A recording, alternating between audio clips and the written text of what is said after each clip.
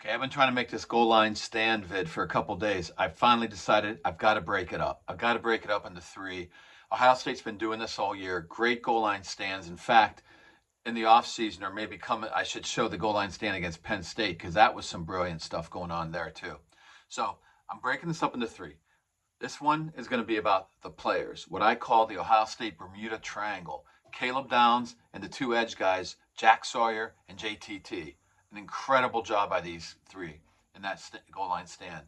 Then I'll come out with the next two on the questionable Sark play calling, and then finally the incredible Jim Knowles defensive schemes to wrap up the deal. Okay, so here we go. The players first. This is what we're going to look at. Jack Sawyer, he will live in lore and legends. A legend in not only Ohio State lore, but in college football playoff lore for that play at the end. JT Tuimololau, okay? This could be like the thing of names here as we go through some of these names, but we just like to call him JTT, or at least I do for sure. It's a lot easier. But anyways, he was the number one, I mean, I don't even know if it was arguable. I don't know by all recruiting services, but by most, the number one player in high school, coming out of high school in 2021, signed late to Ohio State in July of that year. So real late. Wasn't even on a lot of the books, the previews books. Jack Sawyer was our number one guy because he signed a lot earlier. And he was like some people had him as high as number 4, number 3 in the country. So he was like the number 2 defensive lineman. JTT was number 1. He was number 1 overall, and he was number 4 overall. But now I've seen other recruiting services had Jack rated lower, okay? Now, I saw Jack right away in spring game that year and loved him. And I thought, oh, man. But then it took him some time, and there were some complaints, okay?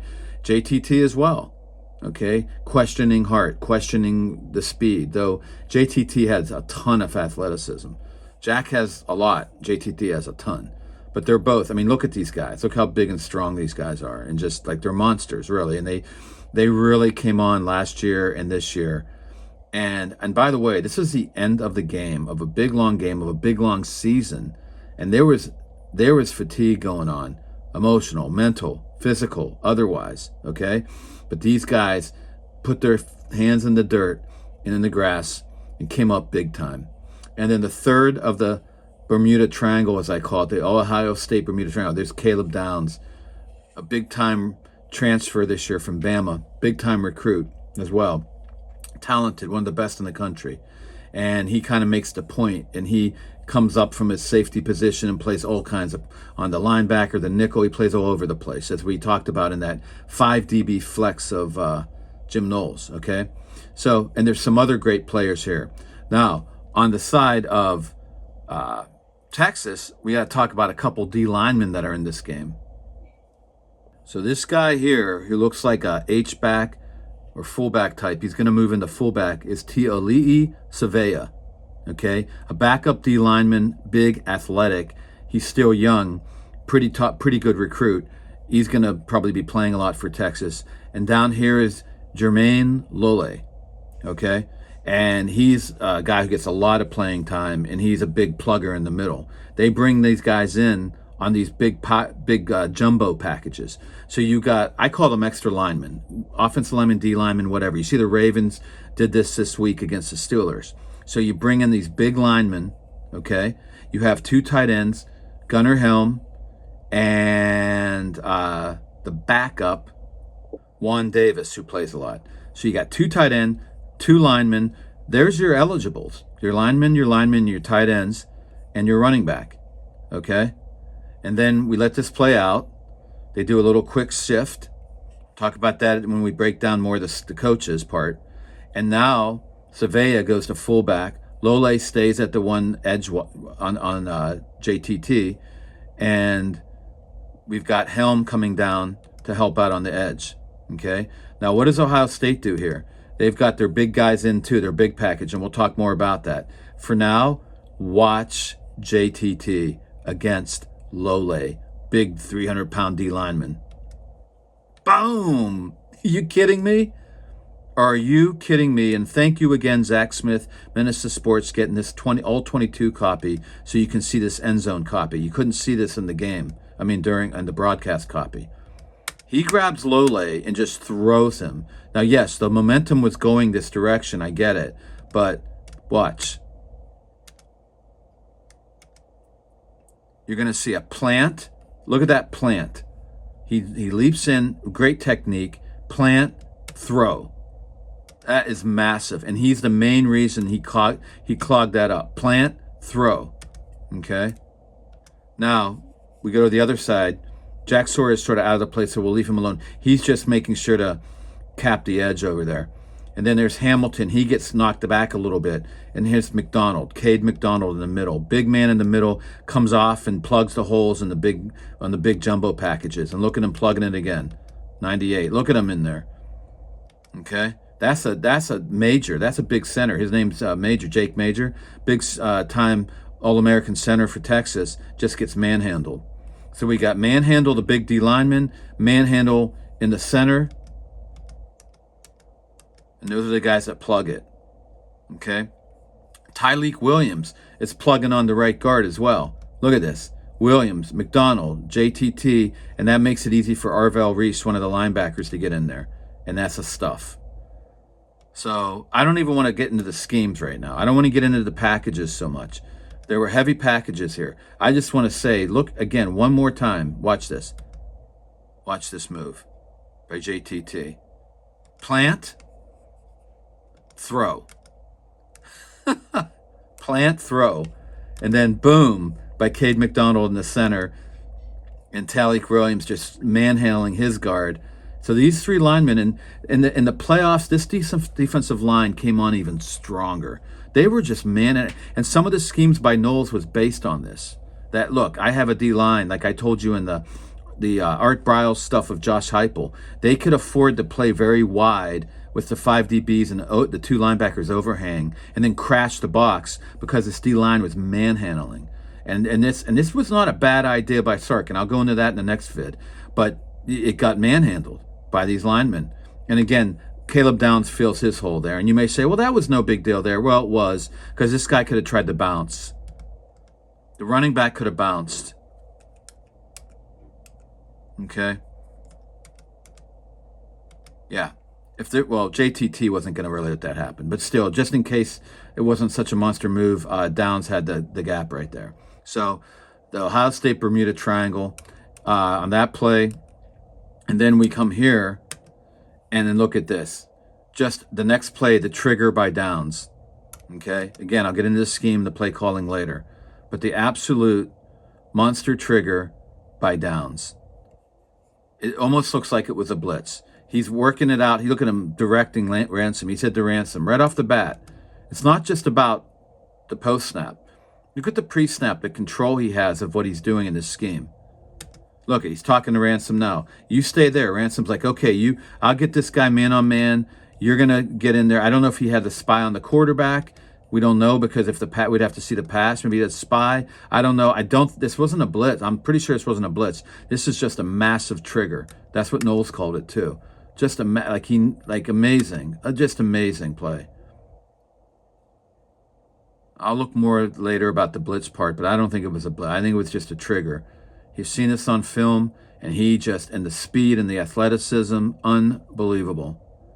And of course, Ransom on the other side, but JTT also, again, look at JTT here, manhandling. Boom. Look at him. Juan Davis was supposed to, this was like a pin and pull. Juan Davis is pinning him, the tackle pulls around, and he manhandles Juan Davis, 44, JTT, and then ripped through the hole on a great trigger by Downs. And then Ransom has outside. Iggy, who's been great all year on the run, has outside. The guy, Wingo, the freshman, tried to hold him. Just great stuff. Downs didn't make the tackle. Because Downs, gotta watch this, man. He points to the back. Comes in here. Boom. Watch him get up. Right here, watch. Points. Gotcha. All right. And then last but not, then we got this, the coverage I'll go into later. But again, Downs we'll go into the coverage later, but I just want to show you, there's Downs right there again. And look at his cover. He's got the total inside bracket, okay? And then over here, We got Jack Sawyer right here, 3-man rush. Watch this. Inside move, pressure. He causes the bad pass. He totally burns the right guard. Boom. Look at that. That's not going to be talked about nearly as much, but this was huge. Because we had a one-on-one at the bottom. It wasn't a one-on-one, but it turned into that because the guy went to the corner. Ringo. See? On Iggy. And it was even questionable about the pass interference, but we don't have to worry about that. Because Jack caused such a bad pressure, bad pass, so there was no interference. You know? And then last but not least, and you may be like, why did you spend so much time on that goal line? Because, dude, I'm sorry, not the goal line, but the first play. That was the boring play, right? No, that set everything up. That was a nice little 1 yard, try to sneak that in there right away. That was huge that they stopped it. Huge to set all this up. So here we go, finally, 4th down, and then Jack just gets off the ball. Check it out. Boom. Connor Williams, we'll talk about that later, the right tackle. I don't know what, he got confused by the scheme just a crack because Jim Knowles was mixing it up so much, but this is about Jack. Gets off the ball, top recruit, great player, comes back, senior year, man, leader. He rips through it with that, with the technique, right there, rip, okay? And he gets around. And again, great coverage, but we'll talk about that later. And then boom. Okay. And even JTT again. Look at this spin move by JTT. No one talks about that now, right? But why would we talk about it? Jack stole the day there, but great spin move. And it actually required extra blocking on him, which maybe could have come back on Jack. Nah, that wasn't going to happen. But anyway, great move by JTT. And then anything downs on this? Downs is over here, I think. Yeah. Yeah. He's got his little bracket on this coverage. We'll go into this later. And boom. Yeah. But anyway. So great stuff. And we got to say a shout out to Sonny Styles right here. Zach pointed this out in his film. Zach, Sonny, look at this block. Look at this interference. Who knows if the running back would have caught him. But anyway. So the Bermuda Triangle, great players. And again, look at the sideline, look at the culture, look at the fans. This is history too, by the way. This is 100 and how many years history. Ohio State football really started to come on in the 1920s with John Wilce and Chic Harley as the tailback in the single wing, okay? And that's when they started beating Michigan and fielding Yost for the first time. Okay, it was real hard. Fielding Yost won about 100 in a row, like 20 in a row or something in the beginning. And then Ohio State started really coming on in the 20s. This is 100 years of history, man. Unbelievable stuff. Jack Sawyer, Caleb Downs, JTT. There you have it, man. The Bermuda Triangle. JTT, a monster. Plant and throw to shut that thing down. And, shout out to McDonald. The rest of these guys, too. Cade McDonald and Tylek Williams and Arvell Reese, who's been great this year. He's an unheralded backup linebacker. He's going to be great. Jermaine Mathews off the bench. Just a lot of great guys that Ohio State had at their disposal. And Jim Knowles is lucky to have. It's not just about scheme. But JTT, man. And then the last 2 plays, Jack Sawyer. Didn't just pressure the last play, the second to last play, man. And in that pitch, the trigger by Caleb Downs. Holy cow. And then Caleb on the bracket coverages on the 2 plays. Great coverage by the DBs. And we'll get more into the schemes of all that and stuff. But yeah, just... spent so much time on that first play because honestly, that monster plant and throw by JTT and the Caleb McDonald coming in, the backup nose tackle bashing in there, squeezing it down. That running back had nowhere to go. Caleb Downs coming in the gap on the other side. Dude, that was huge. That first play was huge. I'm telling you, it was a quick shift, like the Newt Rockne shift that I'll show you in the next video. Boom, that could have easily been a quick score. Boom, game. That's a tie game, man. That first play was bigger than any of the plays, including the Jack Sawyer play. That was the biggest play, in my opinion. Then the rest of it just, came about.